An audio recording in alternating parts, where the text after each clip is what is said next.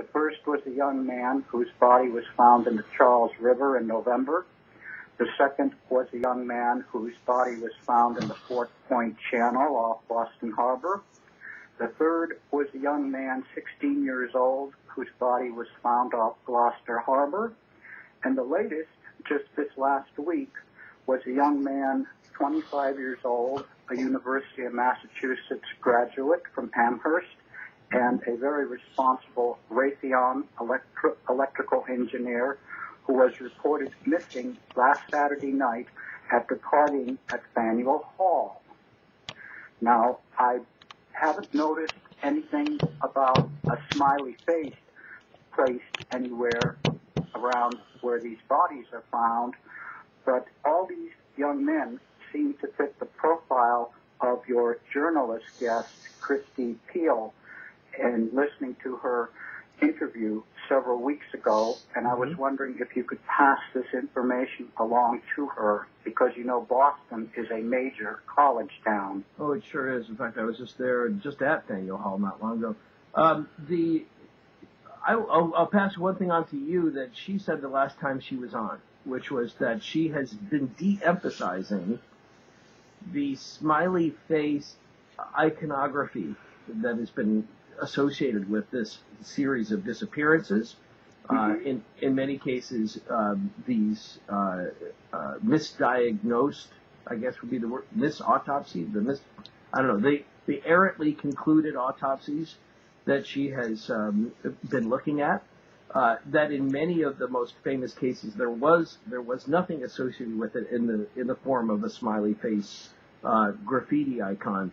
And she said that she was having her suspicions that perhaps one of the investigators, that not in her presence, but people with whom she'd been associated, might have been putting the smiley face at some of the scenes of some of these supposed crimes, only to help connect them together. Now, she said that the last time she was on the air with us, and that's all I know on that. So I will definitely mention it to her. So the fact that there hasn't been anything found doesn't mean that it isn't connected. The other connection that had happened in the case of the ones that she was following was that they all tended to fall very closely to the I-94 corridor across the northern United States. And so geographically, I'm not sure how this relates, but certainly it does in terms of some of the other details of these disappearances. Sam is in Phoenix on Coast to Coast. Open line. Sam?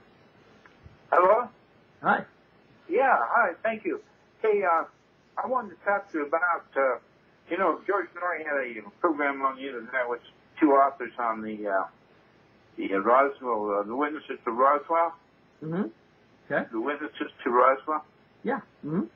Yeah, well, I'll tell you, I lived in New Mexico for about 25 years of my life, and while I was there, I was reading, I think it was Bill Cooper, and he mentioned in his book that there was a live ET that was captured, and they mentioned that in the program the other night, and I think Bill Cooper was suggesting it was at Los Alamos Laboratories where they kept it, and it just so happened that my banker that I had here in New Mexico was raised in Los Alamos, Solidify.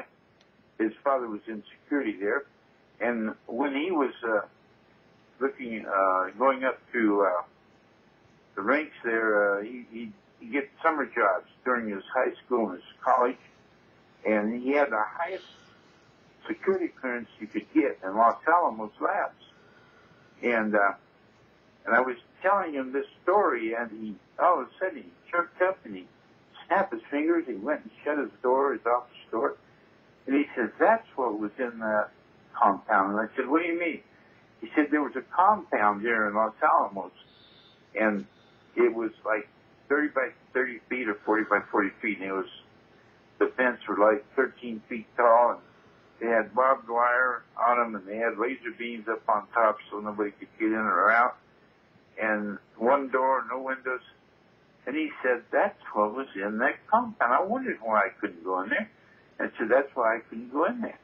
But at any rate, what I thought would be a good thing to do is see if we get a hold of those authors and let them follow up on this story and see All right, I can pass it along to the producer for George and see if he can get that to the authors, just because I don't have that information handy and I didn't catch that show. But I can do that. I can let Tom know. And if you want to hang on, Sam, you can give the number to Gina, who's screening the calls. And if Gina wants to grab your number and then pass it along to Tom to track down that banker, that might be very helpful too. Tim is in Los Angeles on the wild card line. On Coast to Coast. Tim? Good detective thanks, work. Ian. Thanks a lot. You know what's really cool about epiphanies? I mean, people come up with I guess, ideas that's been conflicting, people for a long time. For example, the epiphany I had was about climate change. And you know how people go back and forth, climate change is man-made, climate change is nature, back and forth. Mm-hmm. Well, I had an epiphany while brushing my teeth about climate change, and I was thinking, climate change may be man-made, and the evidence that I guess the epiphany that I had was HAARP and chemtrails can also create, affect the climate, and it is man-made. So that was my epiphany. And you're saying that you think that HAARP or chemtrails are changing the environment, and so that would explain why the temperatures are going up. Up and down, because I think it was on Alex Jones' website. They said that they're spraying chemtrails in order to keep the Earth cool. Wait. Yeah. Wait. How would that? How? We're talking about global warming. Right. So because if global warming is a natural occurrence, and then in order to block the sunlight out, the radiation, what happens is that So you're saying that they would do this to try to combat global warming? Right. Okay, so global warming wouldn't be caused by that. But at the same time, it's affecting our climate. Or, you know how they would you also use HAARP to move, hurricanes around, but what we're using with HAARP may ultimately affect our climate and, make our Earth unbalanced. All right, well, I will... Right. This is Wildness true was for all, something by the way, that of the Northern nature does automatic.